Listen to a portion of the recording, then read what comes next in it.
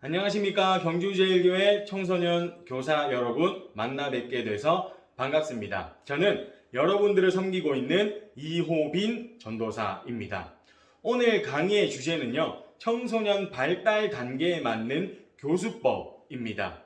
근데 오늘은요, 교수법이라기보다는 이들을 우리가 어떻게 대처할 수 있는지라는 이런 표현을 쓰는 게 맞는 것 같습니다.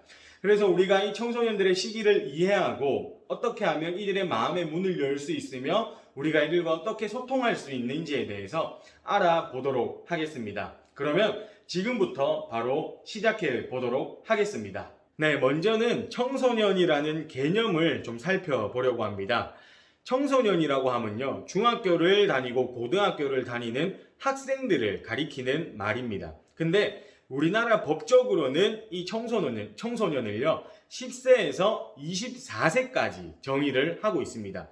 그 이유가 무엇인가 하면 각자마다 개인마다 자라나는 성향이 다르기 때문입니다. 이 말은 우리가 생각하고 판단하는 것들, 그리고 우리의 뇌가 자라는 게 개인마다 다르기 때문에 조금 넓은 범위 안에서 10세에서 24세까지 이렇게 우리나라에서는 정의를 하고 있습니다. 그리고 청소년 할 때 청을 한자로 풀이해보면 풀을 청을 사용하고 있습니다. 그렇기 때문에 이 청소년들이 이 시기를 좋은 환경과 상황 속에 보내게 되면 긍정적이고 밝으며 희망찬 미래를 준비하는 성인으로 자라날 수 있다는 것을 의미합니다. 반대로 청소년들이 이 시기를 불안을 느끼고 또 안정감을 찾지 못하는 그런 상황을 보내게 되면 밝고 미래가 창창한 성인으로 자라나기보다는 앞날이 불투명한 그런 청년이나 성인으로 자라날 가능성이 크다는 것을 의미합니다.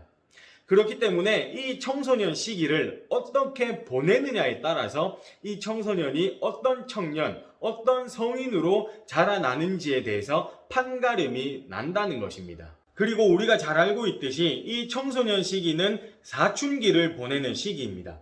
사춘기가 무엇입니까? 2차 성징이 일어나고 있다는 것을 뜻하는 것입니다. 2차 성징이라고 하는 것은요, 신체적으로 변화가 일어나면서 정서적인 변화와 인지적인 변화가 생겨나는 그런 시기를 의미하는 것입니다. 정서적 변화와 인지적 변화가 일어난다는 것은 이런 것입니다. 초등학교 때까지만 하더라도 내 아들이 내 딸이 부모님 말씀에 순종도 잘하고 공부도 곧 잘했는데 중학교 올라가더니 나쁜 친구를 사귀는 것처럼 말을 듣지 않기 시작하고 나쁜 말과 나쁜 행동들을 하기 시작합니다. 부모님들이 보기에는 아주 불안한 상태가 되는 것이죠. 근데요, 청소년 시기 2차 성징, 즉 사춘기에 접어들면서 이 청소년들은 이렇게 행동하고 말하는 것이 당연한 것입니다. 왜냐하면요, 이들은 이제 자기가 바라보는 것, 자기가 생각하는 것들에 대해서 판단하기 시작합니다. 그렇기 때문에 부모님 말씀에 잘 순종했던 아이였다면 이제는 내가 움직이기 귀찮고 굳이 내가 하지 않아도 엄마 아빠가 직접 하면 되는데 왜 날 시키지? 라는 생각을 하게 되고 판단을 하게 됩니다. 그러다 보니 이제는 부모님 말씀에 순종이라기보다는 불순종에 가까운 행동들과 말들을 하는 것이죠. 이것이 바로 사춘기에 겪는 친구들이 겪는 인지적 변화와 정서적인 변화라는 것입니다. 이 이야기를 조금 더 해보면 이렇습니다. 청소년들은요, 보고 있지 않은 것 같지만 다 보고 있습니다. 다 보고 있다는 것은요, 집이나 교회나 또 학원이나 학교나 자기가 있는 그곳에서 모든 것들을 바라보기 시작하고 생각하고 판단합니다. 여기에서 판단한다는 것은요, 자기에게 좋은 것인가, 자기에게 해로운 것인가를 판단한다는 것입니다. 가령 이런 것이죠. 집에서 부모님이 나에게 잔소리하거나 나에게 무언가를 계속 요구합니다. 나를 귀찮게 한다는 것이죠. 그러면 이 친구들은 부모님을 떠나서 이 분은 나에게 나쁜 사람이야 라고 판단을 해버리게 되는 겁니다. 그렇기 때문에 사춘기 시절을 겪고 있는 이 청소년들에게는 친구가 전부인 것입니다. 친구가 전부라는 이유가 무엇일까요? 왜냐하면 나의 아픔을 들어주고 나의 즐거움을 함께 공감해주고 함께 서로 소통함으로 인해서 이 친구가 나의 모든 것이 되는 것 같은 그런 생각과 판단을 하게 됩니다. 그래서 청소년 시절은 부모님보다 친구가 먼저가 된다는 것입니다. 그리고 청소년 시기를 질풍노도의 시기 이렇게 부르기도 합니다. 미국의 심리학자인 스탠리 홀이라는 학자는요, 이렇게 질풍노도의 시기를 정의했습니다. 주변인으로서의 단절과 좌절, 그리고 이런 것들이 불만이 원인이 되어서 여러 가지 문제가 나타나는 시기라고 정의를 했습니다. 청소년 시기 때는요, 아까 전에도 방금 전에도 말씀드렸다시피 정서적 변화, 인지적 변화가 일어나는 그런 시기이기 때문에 자기가 보고 느꼈던 것을요, 심오 있게 생각하거나 판단하지 않습니다. 단순하게 감정적으로 그것을 보고 판단하는 시기가 되었다는 것이죠. 그렇기 때문에 이들은 이렇게 표현하기 시작합니다. 예를 들어 볼게요.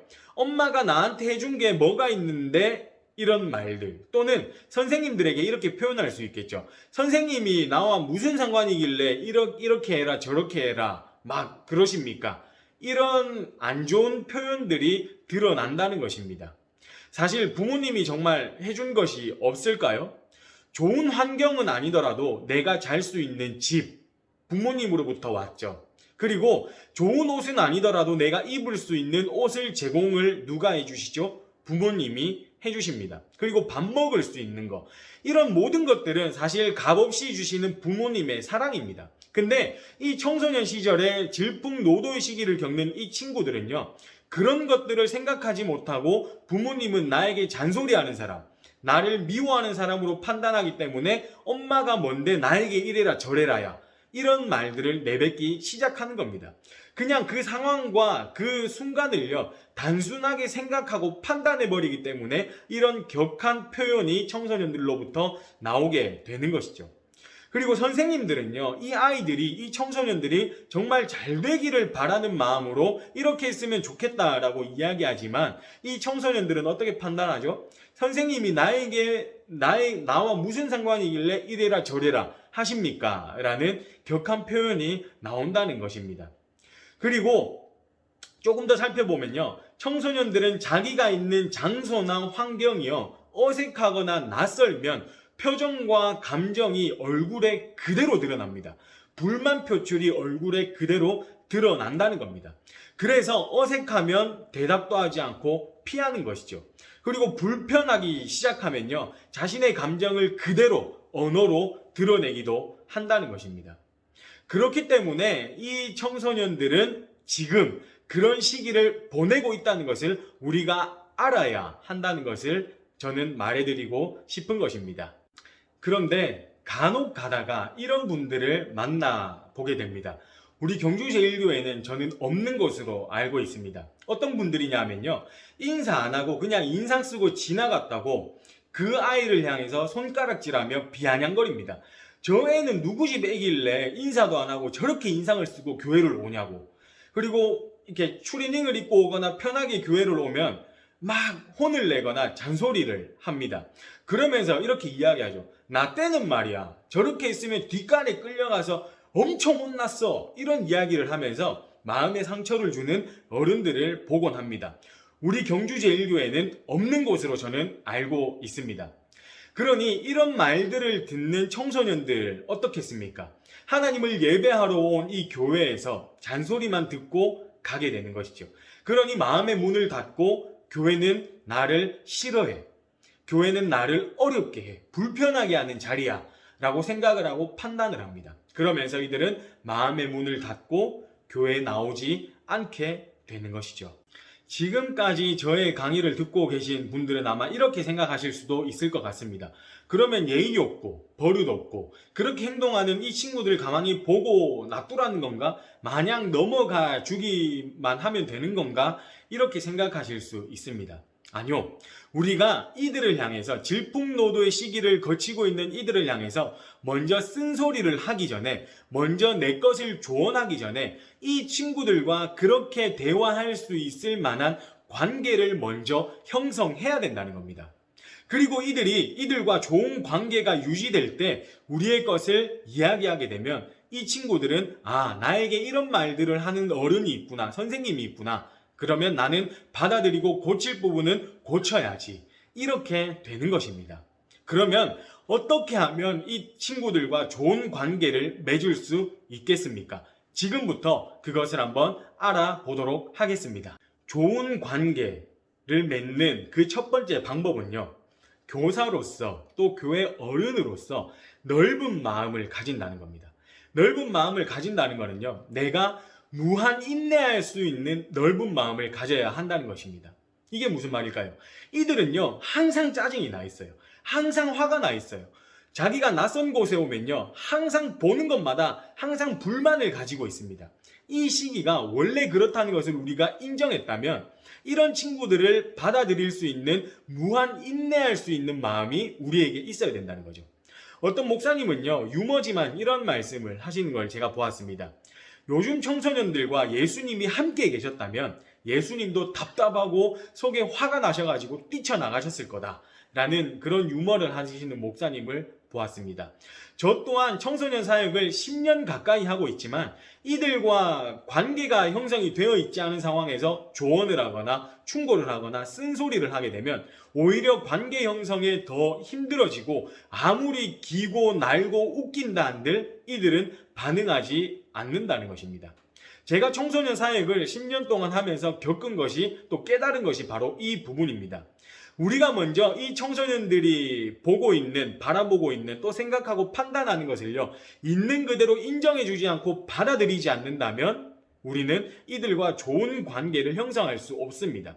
그리고 툭툭 튀는 이들의 말, 행동들을요, 우리가 감내할 수 있는 마음이 없다면 이들과 사실 관계를 맺기가 힘들어진다는 것입니다. 그렇기 때문에 우리는 그들을 받아들일 수 있는 무한한 마음, 무한한 인내를 가져야 한다는 것입니다. 이것이 바로 첫 번째 방법입니다.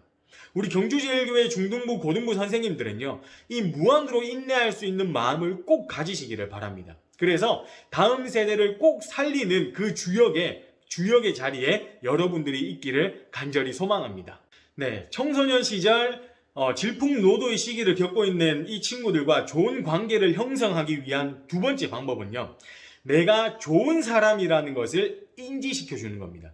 다시 말해서 나는 너희들에게 잔소리하는 잔소리꾼이 아니야. 나는 너희들의 어떤 부분을 터치하기 위해서 내가 이 자리에 있는 것이 아니야. 나는 너희를 응원하고 나는 너희를 사랑해. 나는 좋은 사람이야 라는 것을 느낄 수 있도록 끊임없이 우리는 노력해야 한다는 겁니다.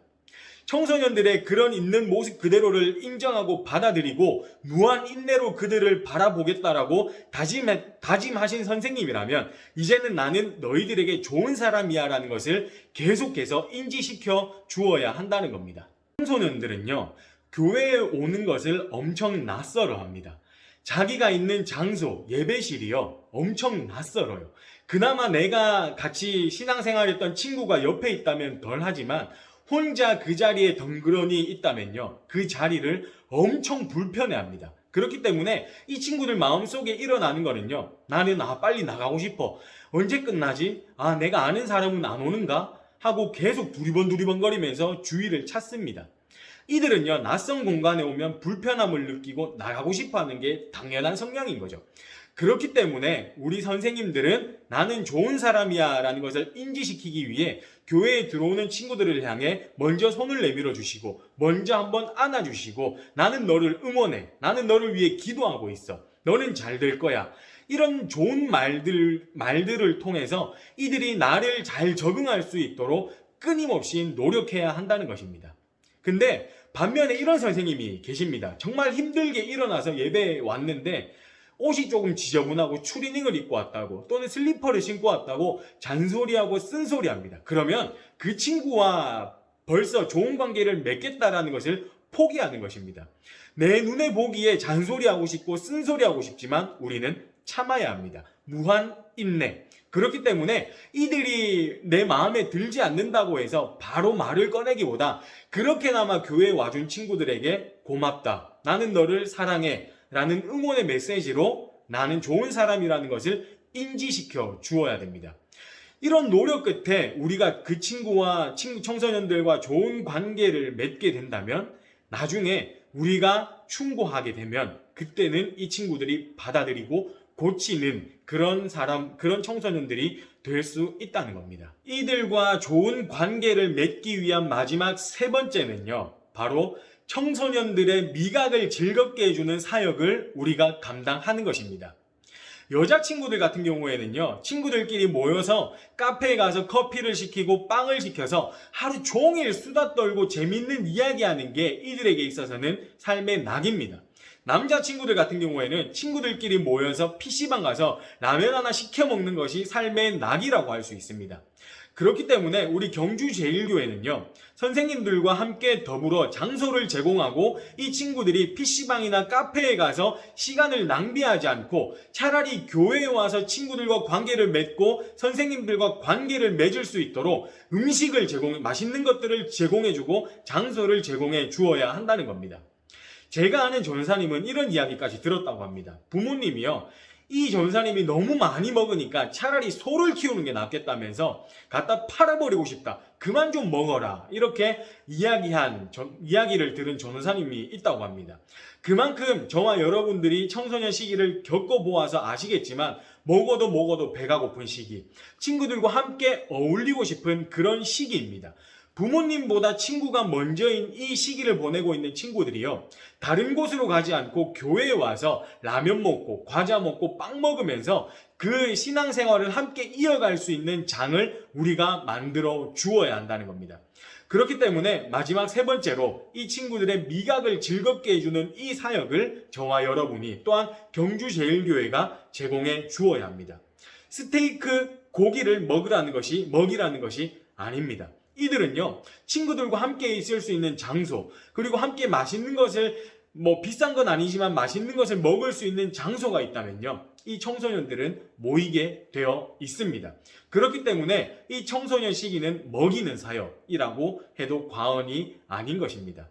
사랑하는 경주제일교회 교사 여러분, 이제 강의를 마무리하도록 하겠습니다. 청소년 시절은요, 사춘기와 질풍노도의 시기를 겪는 그런 시기입니다. 그렇기 때문에 이들은 눈으로 보고 감정적으로 생각하고 판단해버립니다. 그렇기 때문에 교회라는 곳이 낯설게 느껴져서는 안 된다는 것이죠. 이런 청소년들을 향해서 무한으로 인내할 수 있는 마음을 가지는 우리 선생님들이 다 되기를 소망합니다. 그리고 이들은 항상 사랑해 주시고 이들을 위해 기도해 주시고 응원해 주시는 선생님들이 되었으면 좋겠습니다. 마지막으로 이들의 미각을 즐겁게 해주는 이 사역 끝까지 잘 감당했으면 좋겠습니다. 그래서 우리 경주제일교회 다음 세대 부흥의 그 자리에, 그 주역의 자리에 저와 여러분이 있기를 간절히 소망합니다. 감사합니다. 이호빈 전도사였습니다.